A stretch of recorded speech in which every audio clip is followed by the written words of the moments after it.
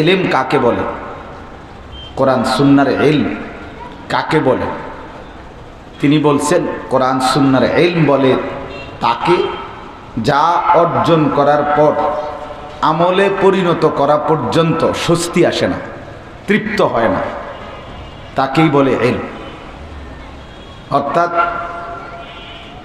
যেই জ্ঞান অর্জন হওয়ার পরে তদনুযায়ী আমল পরিণত না হওয়া পর্যন্ত, বাস্তবায়ন না করা পর্যন্ত নিজের মধ্যে তৃপ্তি আসে না, স্বস্তি আসে না।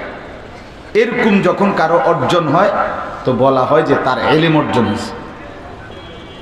আর যদি এমনি সে চেহারায়, সুরতে, আচরণে, চলনে, বলনে, ঘরে, পরিবারে, জিন্দিগিতে আমলের কোনো নমুনা নাই, এমনি তো অনেক কিছু জানে, ইসলামী কথাই জানে, ভালো ভালো কথা জানে,